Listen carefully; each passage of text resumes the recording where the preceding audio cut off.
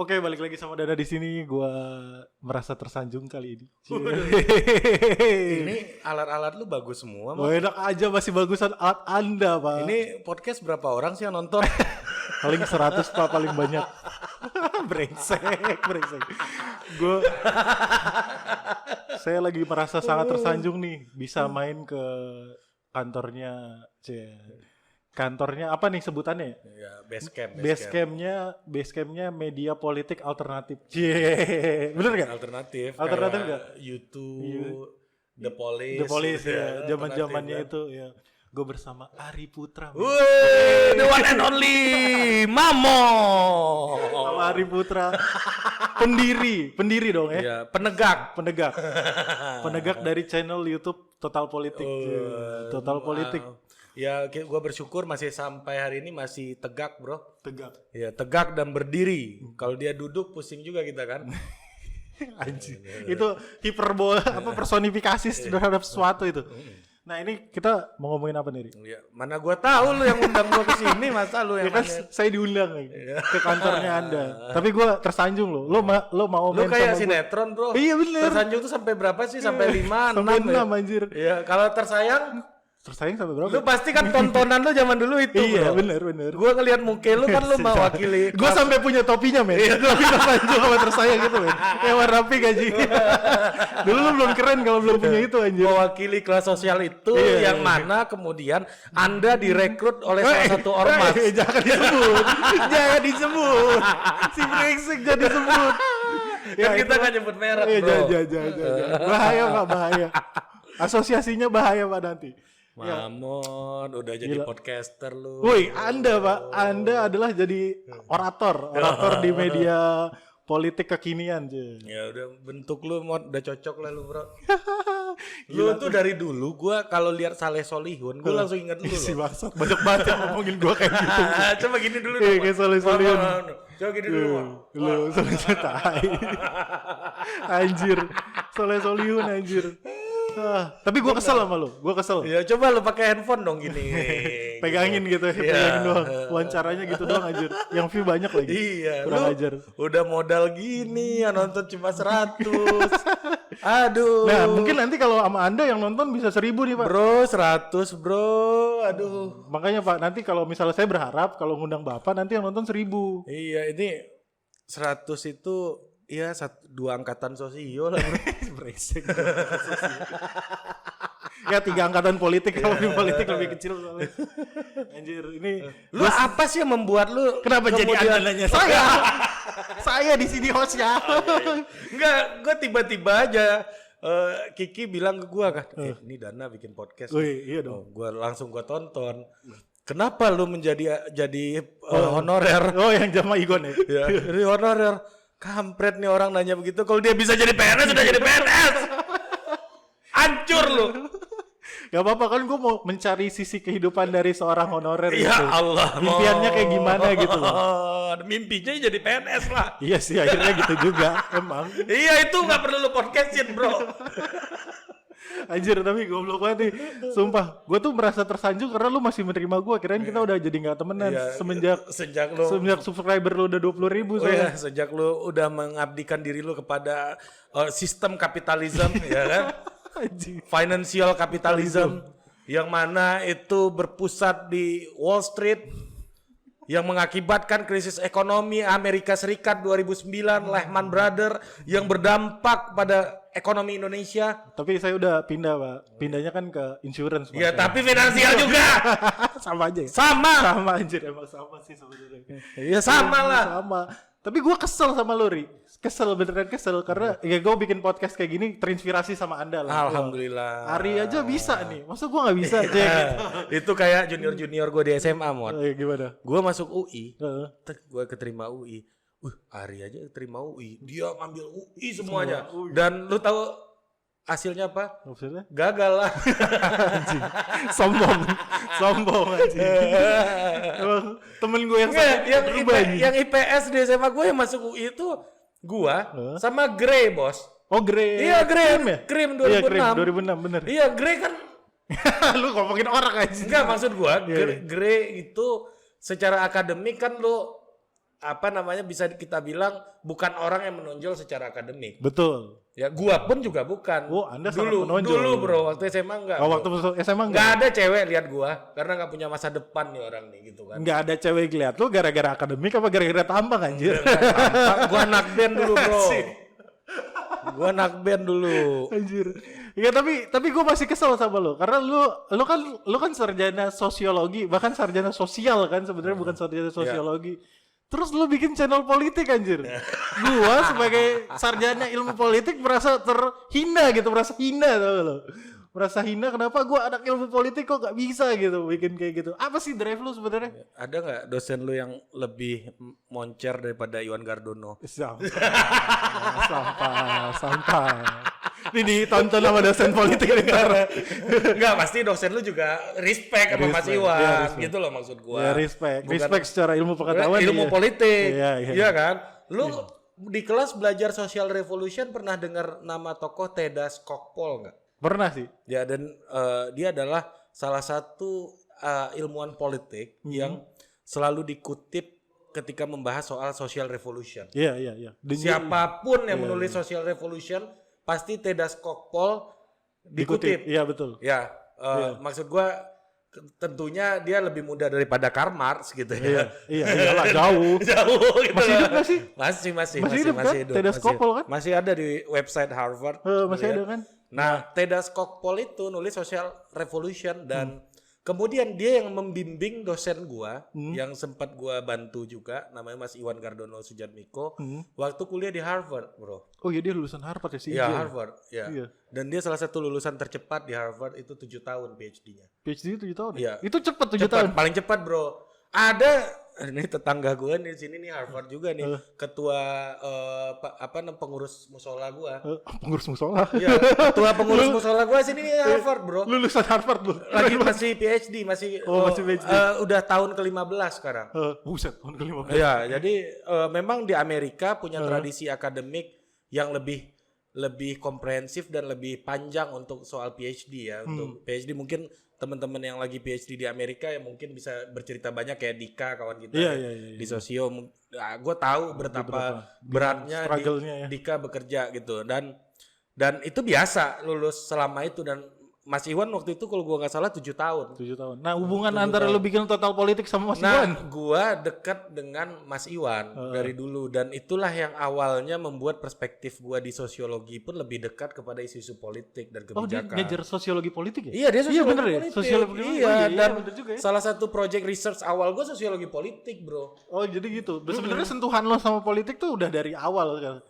Ya bahasanya dulu gitu. sempat antropologi awalnya. Oh. Nah, ketika gue belajar antropologi, jadi gue itu 152 SKS kalau gue nggak salah gue habis. Oh, 152 Iya, ya? 3,5 tahun gue kuliah di sosiologi. Emang lu 3,5 tahun? Gua Anda bercanda. Saya 5,5 soalnya. Ya, saya boleh nongkrong sama Anda. Tapi soal quality nggak bisa disamakan, bro. Berisik, tetap gue dihancurin di tempat gue sendiri anjir. Ini harusnya saya hancurin Anda, Pak. Ini kan tempat saya, Pak. Enggak kan, kalau dosen gue kan gini, alah si kampret lulusin aja lah gitu. Biar cepat gitu kan. Daripada lama-lama. Tapi gue lama-lama kuliah tuh liabilities buat jurusan gue. Jadi gue dicepetin lulus. Nah, terus jadi gue kuliah ada sekitar kalau gua nggak salah ya 15 SKS tuh gua ambil di antropologi. 15 SKS tuh ngambil antropologi? Antropologi. Oh gitu. Jadi 15 SKS antropologi dan gua banyak ternyata masuk antropologi ketemu sama antropologi yang bau-bau politik, bro. Ya salah satunya antropologi politik gue ambil memang. Antropologi politik siapa yang ngajar waktu itu? Waktu itu almarhum Pak Emet. Oh iya Pak Emet. Iya, almarhum Pak Emet yang suka kita nongkrong-nongkrong di Takor juga. Kadang-kadang. Ini lokal sekali omongan kita. Fisipui sekali. Fisipui sekali. Terus yang ngomongnya sangat ritmenya sangat pelan sekali. Jadi pernah suatu ketika di kelas gitu dia lagi jalan ke belakang gitu kan. Ngawasin kuis gitu. Kakinya nyangkut di kursi mod. Terus nyangkut di kursi, tek. Aduh.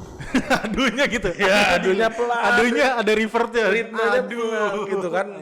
Saudara Ari, pengertian structure menurut Radcliffe Brown katanya. Jadi gitulah kira-kira ya. Dan almarhum. Nah ini bagaimana gue mengingat beliau gitu. Dan gue ketemu orang-orang yang punya tradisi politik yang kuat, bro. Walaupun gue menghindari untuk ngambil mata kuliah politik sebenarnya. Iya sih. Ya, Lu nggak pernah belanja tempat gua? Nggak pernah. Iya, malah justru itu. Karena gue belanja ke tempat lu, apa bedanya? Gue juga udah baca politik juga tiap hari gitu kan. Didengar dosen kemarin. Ya dari Aristoteles sampai Ernesto Laclau gue juga baca gitu kan. Maksud gue di Tarno juga diskusi orang itu ada tempat diskusi gue namanya Catarno, iya benar. Nah, gue udah baca itu, ya udah gue belanja di antropologi aja lah, kali aja ada perspektif lain gitu ya. Nah ternyata gue masuk antropologi ketemu sama Mas Iwan Pirus. Oh Ipir ya? Iya, Ipir diskusinya, Ipir ini mantannya Anna Margaret. jadi ngomongin orang. Anjir disebut loh, gosip itu Pak. Itu gosip anak 90-an Pak. Nanti saya di band nih Pak, sama anak 90-an. Enggak apa-apa. Sama anak 90-an prinsip saya di hujat nanti Pak saya Pak. Biar seru bro. Biar panas dikit diskusi kita. Nah, terus jadi Mas Ipir kita belajar nasionalisme. Oke. Oh, ini politik lagi nih. Kok gue tanpa sengaja gue ketemu politik lagi gitu loh bro. Tanpa sengaja loh. Padahal udah menghindari ya. Padahal gue udah ngindarin. Ya namanya jodoh gitu loh bro. Iya. Ya misalnya kayak gue dulu main musik. Gue masuk kampus gue putuskan untuk gantung bass gue udah gak main musik lagi. Tapi akhirnya gue nongkrong sama Dali, sama Bima. Orang-orang musik lagi ketemunya gitu loh. Jadi memang kalau kata orang-orang tua kita jenis ketemu jenis gitu loh bro. Mau gak mau jenis satu ketemu jenis satu ya. Iya jadi ya gitulah. Jadi gue ketemu banyak mata kuliah yang singgungan sama politik gitu ya. Dan gue diskusi di Tarno yang didominasi oleh orang-orang yang punya political view macam-macam. Gue baca. Oh lu sempat dulu sama itu kan sih? Sama Rocky Gerung kan? Iya sama Rocky sama satu lagi siapa? Aten terus siapa lagi? Dodi Gahral. Itu kan teman-teman nongkrong gue semua di Tarno bro. Di Tarno iya benar. Gue semester political apa ya? Political circle lah. Circle gitu. Ya, jadi ini orang-orang yang memang aktivis 98 waktu itu kan masih banyak di kampus gitu kan. Mereka pulang sekolah dari luar negeri segala macam punya view. Dan setelah lulus gue sempat di lab sosio kerja social mapping segala macam ya ini kayaknya rutinitas banget gitu ya. Terus ada persimpangan lah waktu itu. Apakah gue alumni sosio tuh jalannya ada dua bro. Apa tuh? Satu nggak jelas, satu lagi market research. Oh iya benar. Itu yang kedua benar banget. Iya, cuma pasti ke market research kan. Ada dua itu gitu kan. Kalau sekarang agency lah, masuk lah. Kayak kawan gue Ignas tuh di agency, Emir di agency gitu kan. Nah, tapi lu kenapa nggak memilih jalur itu? Malah bikin channel politik gitu. Gini bro, jadi gue lulus itu, gue udah ikut di salah satu perusahaan konsultan, political consultant, yang kebanyakan, jadi gini, pas gue kuliah di akhir-akhir, gue punya senior orang-orang Minang ini lagi mekar semua di lembaga-lembaga politik. Bang Andrino, Bang Hasan, ya bener. Miftah Sabri Pamansa, kan? Miftah Sabri. Terus ada Bang Romi, senior lu juga. Oh iya Romi ya? Iya. Romi Padang juga ya? Padang. Jadi mereka lagi mekar di semua tempat gitu loh. Iya. Ya jadi kemanapun mata gue menghadap mereka semua. Jadi 1 tahun pertama gue lulus kan gue cepat lulusnya. Tujuan gue cepat biar gue bisa eksplorasi diri lebih cepat juga karena menurut gue kampus ini membunuh kreativitas gitu. Nah jadi anjir, walaupun kampus UI lo ya. Iya bagi gua gitu ya karena ada rules yang harus lu ikuti. Kalau lu nggak mau nurut rules ya bukan anak kampus namanya. Jadi ketika di kampus lu belajar itu jadi tanggung jawab. Sementara gua ingin belajar itu untuk bersenang-senang. Jadi gua udah meniatkan sesuatu itu untuk bersenang-senang gitu. Jadi gua lulus kemanapun mata gua menghadap, teman bersenang-senang ini orang Minang yang gua dekat gitu ya. Itu kerja di politik semua bro. Nah masuklah gue 2012 ikut Hasan Nasbi di Cyrus Network. Lu ikut di... Iya Jakarta Baru itu korannya itu gue yang bikin dulu. Oh gitu. Lu berarti bersentuhan tuh, bener-bener cemplung langsung tuh pada saat itu? Ya udah masuk ke politik tuh, kerja konsultan politik kan. Gue coba-coba di situ. Ya, gue sempat ketemu Pak Jokowi, Pak Basuki. Waktu yang itu, Ya, waktu masih di Jakarta ya. 2012. Oh. Oh, ini model baru nih dalam campaign gitu. Gue belajar lah gitu ya, banyak hal soal campaign. Tapi lama-lama gue rasa kok kayaknya ini nggak passion gue gitu ya. Masih tetap lu nganggep nggak passion tuh, Nggak, masih denial. Denial gue. Maksud gue apa ya? Gue itu senang sesuatu yang bersifat philosophical gitu. Iya sih. Lu filsuf takor, salah satu Iya. filsuf takor. Filsuf takor itu keren juga ya. Iya, filsuf Walaupun takor waktu gua wisuda lokal di sosio gua dapat anugerah sebagai kakak tertakor sih. Kakak tertakor. Ya kayaknya emang banyak ditakor anjir, berapa SKS tuh ditakor Iya, anjir. jadi apa namanya? Gua kerja sama Hasan kayaknya enggak, ini sangat teknis menurut gua ya. Karena ini kebutuhannya politik praktis, campaign gitu ya. Iya. Oh kayaknya gue nggak mau di sini. Gue pengen jadi, waktu itu masih berpikir pengen jadi kayak Iwan Gardono. Tetap Iya. ya. Di Menara Gading gitu. Iya. Iwan Gardono hidupnya udah selesai bro. Iyalah. Iya kalau kita kayak dia, kita miskin. Iya. Soalnya rumahnya dia udah di Cilandak. Iya. Rumah satu komplek, bukan Iya. hanya rumah dia. Satu komplek di belakang Cilandak. Citos bro. Iya, belakang Citos anjir. Iya kan, gue masih pengen kayak Eriseda. Enak kan Eriseda. Anak menteri 3 zaman ya kan. Iya. Maksud gua untuk kebutuhan basic dia udah nggak terlalu selesai pusing lah, lah. udah selesai. Ya walaupun Mbak Eri gue yakin punya income yang sangat bagus juga dari apa yang Dari beliau dia kerjakan mengajar karena gitu kan. memang beliau sangat apa namanya? Passionate dia. sangat passionate dan sangat reputable. Jadi di sosiologi UI itu ada sebuah generasi yang mana di situ anak menteng semua, Bos, anak elit semua. Iya. Iya, ada Mbak Eri, ada Mbak Wiwit, Oh iya. ya kan, bener-bener. ada anak-anak pejabat zaman dulu semua nih bro, gitu kan, yang sudah selesai dengan kehidupan basic Iya, gitu. basicnya dia. Makanya dia enak untuk berilmu. Berilmu. Jadi kalau gue menyebutnya ini adalah gerombolan The Renaissance Man gitu. Oh, Renaissance man. Iya. Ya. Karena udah selesai. Ya udah selesai, udah mikirin yang lain. Tinggal nyari Eureka aja. Iya. Eureka gitu kan, Eureka, tinggal ya, nyari itu gitu. Kalau kita kan enggak kan? Enggak. Nyari duit. dari pinjaman bos. Dari pinjaman. Dari pinjaman dengan segala macam motif gitu kan. Iya. Ya kan? Nah, balik lagi ke cerita tadi, gue masih pengen untuk ke situ. Terus? Tapi ada nggak antara tengah-tengah yang gue mungkin kalau duit tentunya lebih banyak di konsultan politik bro. Iya, betul pasti. Oh, itu gila banget waktu ketika itu investasi orang, spending orang di politik tuh mungkin jauh lebih gede daripada sekarang. Iya. Ketika itu. Dan pemainnya belum banyak kan? Belum banyak. Sekarang ya semua orang ngakunya sosial media analis. Iya, sekarang. betul. Ngakunya adalah sarjana politik versi Twitter. Iya, semuanya baca detik aja. Iya, jadi ahli Ahli politik. politik, betul. Nah, ketika itu gila banget. Tapi gua harus ninggalin itu karena kayaknya jalan gua nggak ke situ gitu. Nah, terus akhirnya sampai ke sini? Nah, gua waktu itu pindah, ada sebuah lembaga yang mempertemukan gua dengan kawan kita, Wildan Syah. Oh gitu. Iya, Apaan sih? namanya Demos. Oh, Demos. Udah Iya, ada ya sekarang. udah Iya. udah ini bos. Udah masuk daftar pencarian orang hilang. Daftar pencarian lembaga hilang. Jadi Demos, gue belajar banyak di Demos waktu itu. Dan ini ada, menurut gue agak tengah-tengah nih. Duitnya lumayan, ya. Duitnya lumayan lah buat gue hidup waktu itu sebagai bujangan ya. Gitu kan, duitnya lumayan dan gue dapetin project lumayan juga banyak waktu itu bareng teman-teman tentunya. Dan gue jalan di situ bro.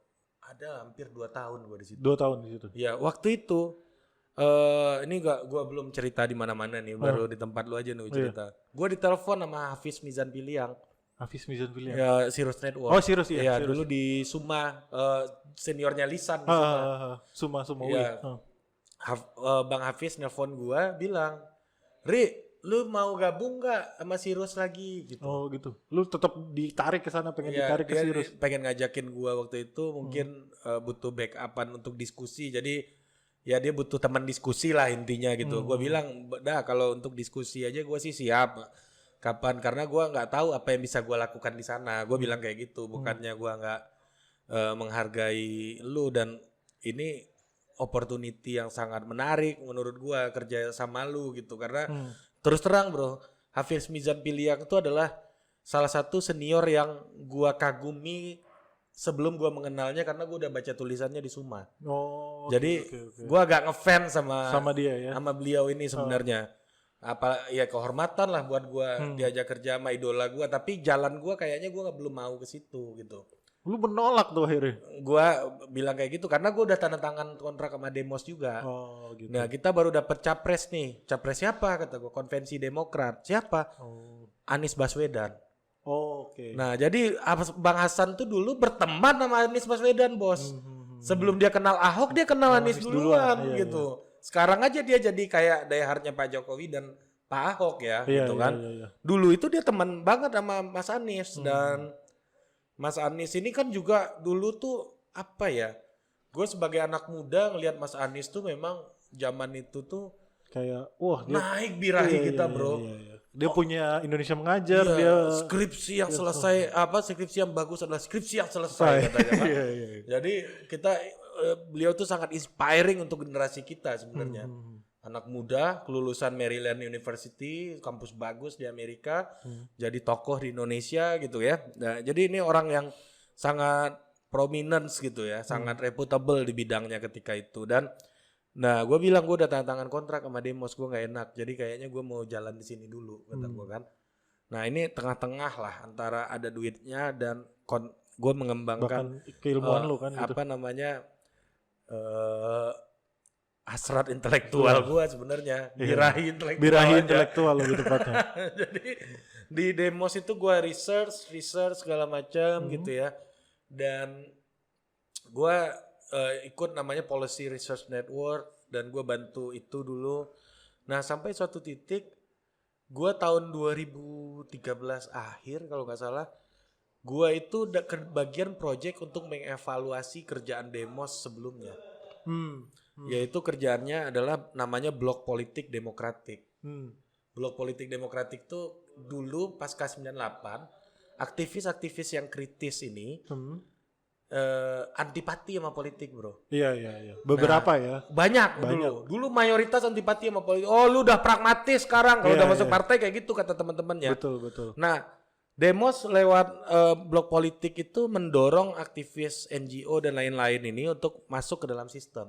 Namanya dulu Go Politics. Itu sempat kalau bahasa sekarang viral lah dulu. Go Politik ya? Iya, Go Politik. Ada istilah Go Politik dan Mas Boni dulu tuh. Oh iya, Boni Nuriman Subono kan? Iya, di tempat lo.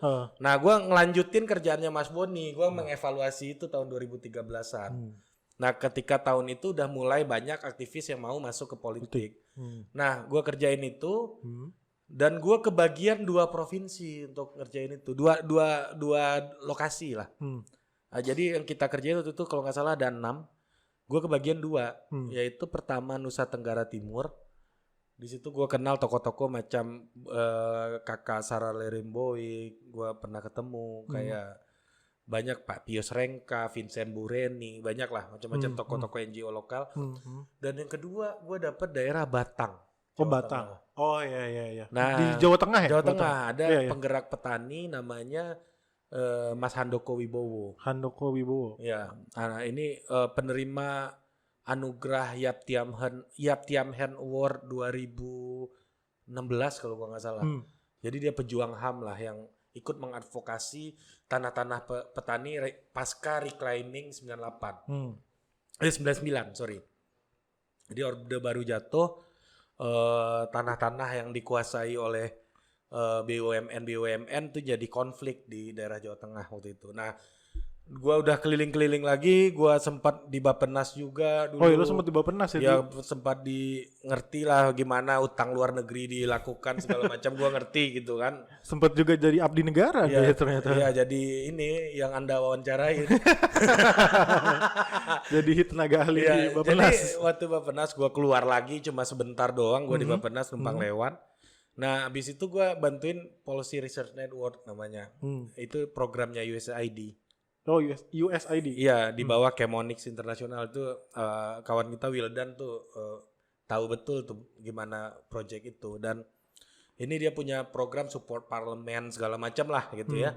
Ngomongin policy. Jadi track gue sangat politik sebenarnya, Mon. Iyalah, lebih politik dibanding gue aja. Nah, jadi ketika gue di PRN itu gue bikin acara namanya Bedah Kebijakan Publik, Mon. Bedah kebijakan publik. Ya, gue ngundang Ahok. Ah. Ahok nggak mau datang. Ahok waktu itu masih jadi wakil. Jadi gubernur. Oh, udah jadi gubernur. Ahok nggak mau datang. Yang mau disuruh datang Heru. Heru. Yang mau jadi wakil dia independen Oh, iya, itu. iya, Gue iya. nggak mau kan. Ngapain Heru nggak orang nggak tahu Heru gitu kan. Heru waktu itu belum naik jadi independen. Iya. Belum ada nama Belum Heru ada. tuh.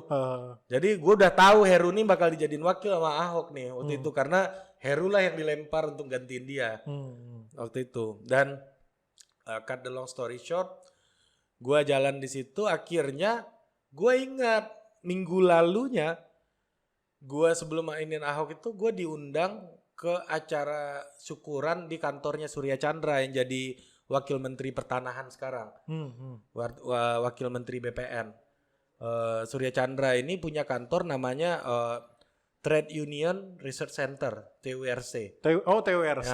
Ya, Iya, TURC ya. Gue datang situ waktu itu Surya Chandra lagi seleksi pimpinan KPK. Yang dia ikut itu ya? Ya, waktu di DPR vote-nya waktu nol. DPR. Iya. Padahal gue udah mimpi mau jadi asisten dari komisioner KPK gitu kan. Tapi berkata lain, takdir berkata lain. Takdir berkata lain gitu kan. Politik tuh emang the game of destination sih gitu The ya. game of destination. Jadi kalau lu udah kuat dan perkasa pun kayak Ahok, kalau takdirnya nggak mengatakan begitu ya tumbang juga. Tumbang gitu. juga, benar. Jadi gua sama Surya Chandra ada acara apa nih? Ini syukuran orang-orang Batang mau datang. Oh ternyata Yoyo dapat Bung Hatta Anti Corruption Award, bro. Nah jadi gua datang ke kantor Surya Chandra, gua ngobrol situ, Mas gitu kan. Yang tadinya lu ketemu di Batang. Di Batang. Ya. Yang pas lu research di Demos. Iya, jadi gue cuma beberapa kali datang ke acara dia, gue dengerin dia ngomong gitulah waktu itu. Tapi gue belum terlalu kenal sama Yoyo ketika itu. Nah pas di kantornya Surya Chandra itu gue ngobrol, gue bilang, Pak, nanti jenengan tak undang ya ke acaraku Polisi Listener. Oh siap mas.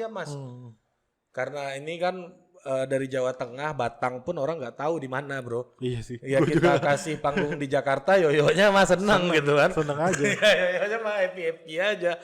Lumayan nih gue jalan-jalan lagi ke Jakarta gitu kan. Dapat exposure di ibu kota. Jadi Yoyo datanglah ke acara gue. Nah pas datang ke acara gue itu Yoyo. Nah pas datang tadi dulu, gue stop dulu. Kita lanjut di part 2. Oke. Ini udah gede, udah banyak dulu. Kita lanjut di part 2.